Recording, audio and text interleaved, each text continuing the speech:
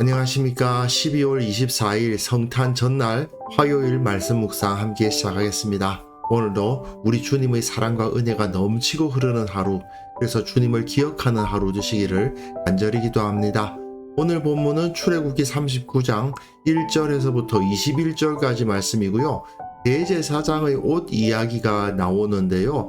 사실은 이전에 28장 묵상할 때 이미 다루었던 내용이긴 합니다만은 이것을 통해서 다시 한번 우리 주님의 모습을 생각해 보도록 하겠습니다. 그럼 먼저 말씀 보시겠습니다.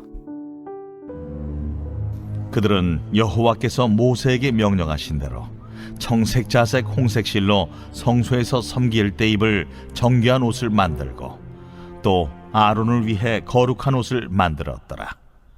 그는 또 금실과 청색, 자색, 홍색 실과 가늘게 꼰 배실로 에봇을 만들었을 때 금을 얇게 쳐서 오려서 실을 만들어 청색, 자색, 홍색 실과 가는 배실에 섞어 정교하게 짜고 에봇에는 어깨바지를 만들어 그 두 끝에 달아 서로 연결되게 하고 에봇 위에 에봇을 매는 띠를 에봇과 같은 모양으로 금실과 청색, 자색, 홍색 실과 가늘게 꼰 배실로 에봇에 붙여 짰으니 여호와께서 모세에게 명령하신 대로 하였더라.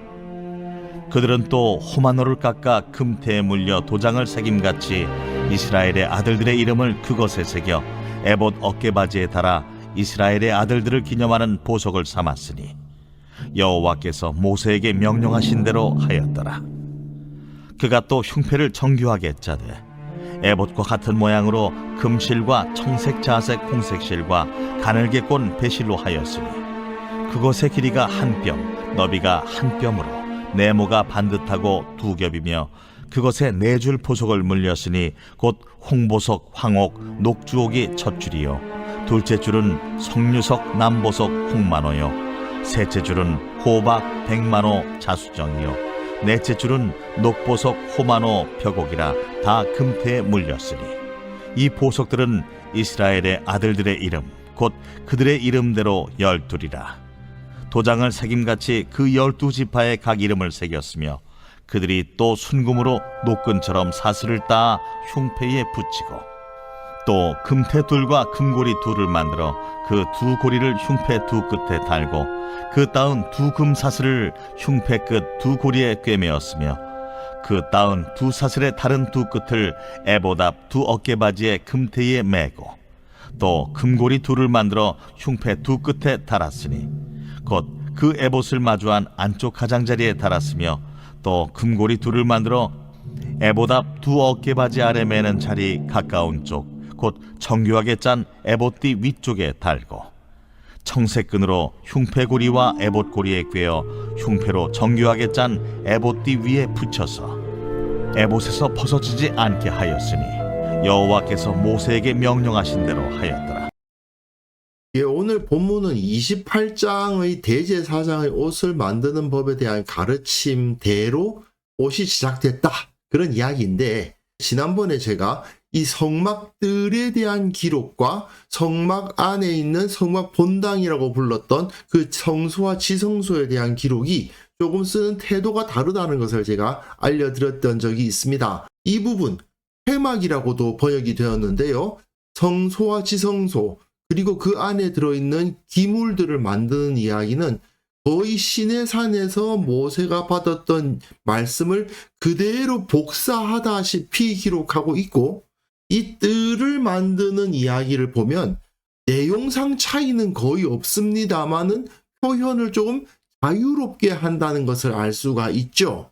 그런데 오늘 우리가 살펴보는 이 대제사장의 옷 만드는 이야기도 시내산에서 받은 말씀과 똑같지는 않습니다. 사실은 성막들을 만드는 이야기보다 훨씬 더 자유롭게 기록되어 있는 것을 볼 수가 있습니다. 이 만들어진 양식이 다른 건 당연히 아니죠. 완전히 따르고 있는데 그것을 복사하다시피 하고 있지는 않다는 말씀입니다.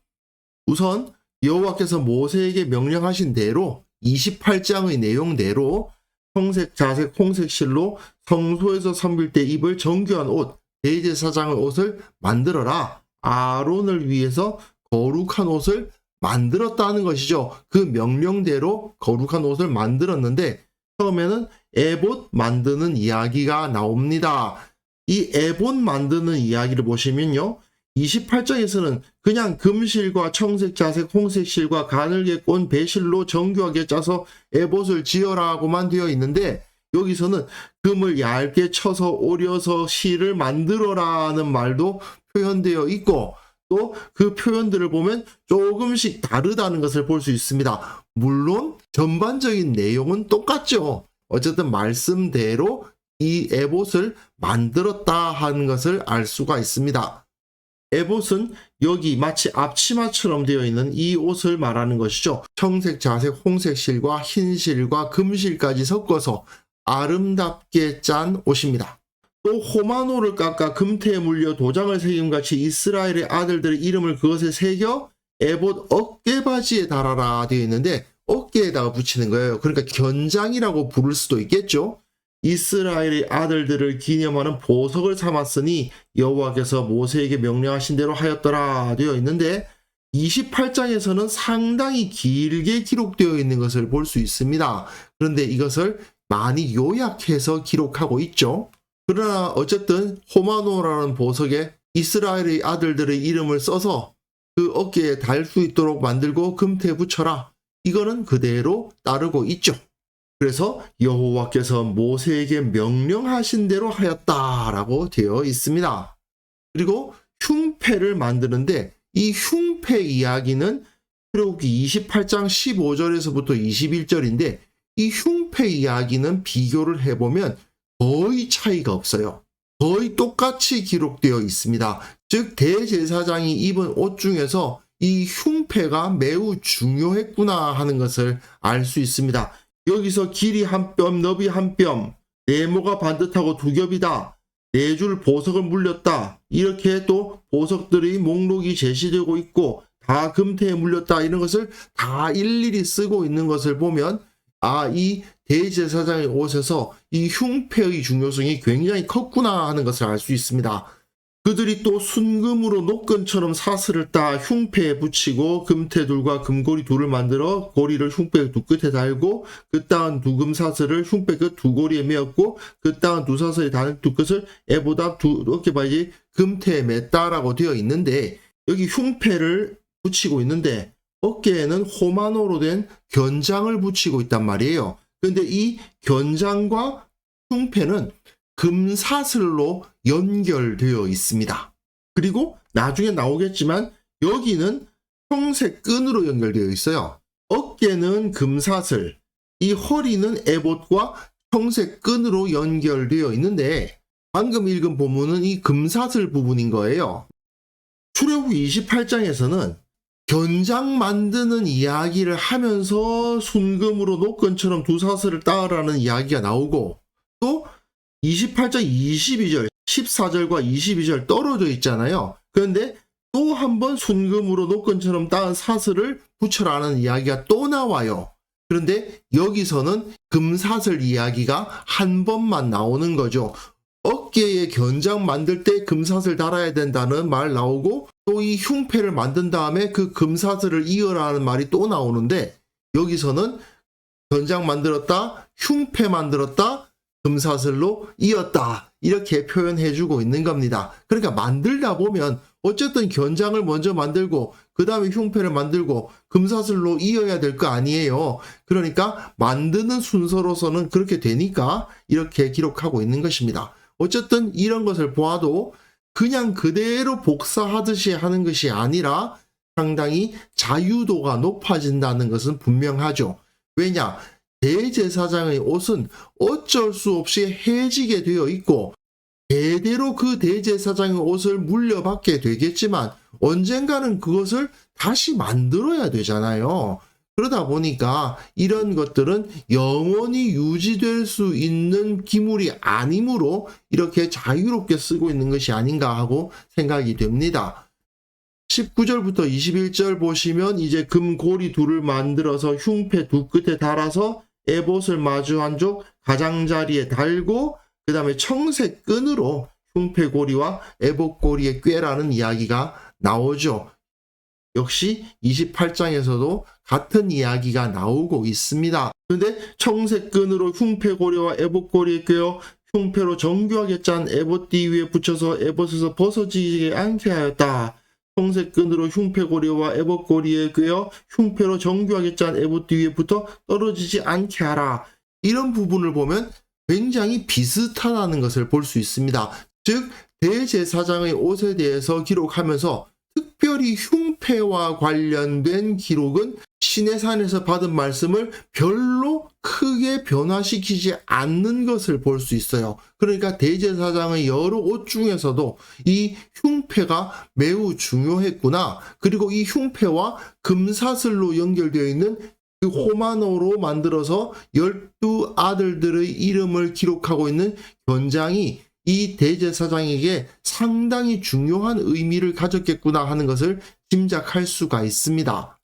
결국 이 대제사장의 옷을 보면 다 화려하지만 이곳이 가장 눈에 띄는 부분이었다는 겁니다. 그렇다면 이것이 무엇을 의미할까요? 결국 이 사람은 이스라엘의 진영 가장 중앙에 있는 성소, 그 중에서도 가장 깊은 곳에 있는 지성소까지 들어갈 수 있는 하나님의 모습을 드러내는 사람입니다. 그러니까 대제사장의 모습을 보면 아, 하나님은 저런 분이시겠구나 하는 것을 알 수가 있다는 거죠. 그런데 하나님이 어떤 분이시냐? 물론 이 모든 옷이 다 보여주고 있지만 그 중에서도 가슴에는 12지파를 품고 그 어깨에 12지파를 메고 계신 분인 거예요. 결국 하나님은 이스라엘의 하나님이시고 그 어깨와 가슴에 이스라엘을 품고 계시는 분이시다. 이것이 대제사장의 복장에서 가장 눈에 띄게 보여주는 메시지인 겁니다.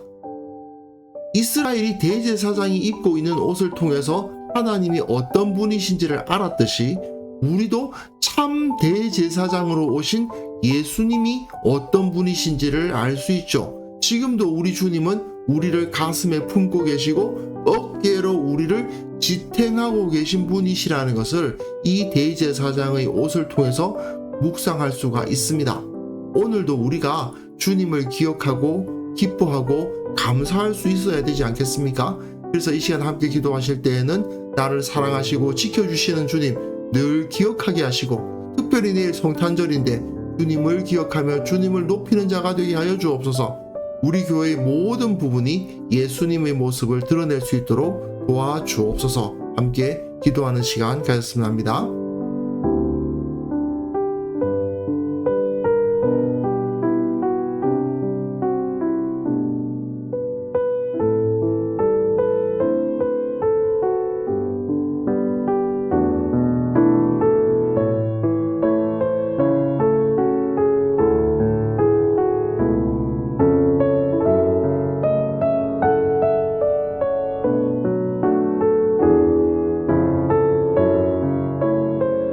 하나님 아버지, 나를 사랑하시고 지켜주신다는 사실을 늘 기억하게 하시고 특별히 이 성탄의 계절에 어린 아이가 되기까지 자신을 낮추사 우리 가운데 오신 주님께 감사하는 자가 되게 하여 주옵소서. 우리 교회에 속한 모든 성도들이 다 예수님의 모습을 나타내고 또한 우리 교회의 모든 예배와 행사와 조직과 또한 모든 교제가 다 예수님의 모습을 드러내는 도구가 될 수 있도록 은혜를 베풀어 주옵소서. 주님, 계속해서 이 나라와 이 민족을 위해서 기도하오니 주께서 지도자들을 붙들어 주시고 질서를 바로잡아 주시기를 원합니다. 우리는 알지 못하오나 주님께서 그 뜻 가운데서 이 나라를 이끌어 주실 것을 믿고 간구합니다. 오늘도 우리가 주님 앞에 온전한 모습으로 살아갈 수 있도록 도와주시고 주님을 기억하며 주님으로부터 힘을 얻으며 예수님께 영광을 돌리는 삶을 살아갈 수 있도록 주께서 은혜 위에 은혜를 내려주시기를 원하옵고 예수님의 이름으로 기도합니다. 아멘. 짧게 광고 드리겠습니다. 내일은 성탄절이기 때문에 함께하는 묵상은 없습니다. 제가 커뮤니티 게시판을 통해서 이미 알렸습니다만은 혹시 보지 못하신 분들이 계실까봐 다시 한번 광고 드립니다. 감사합니다.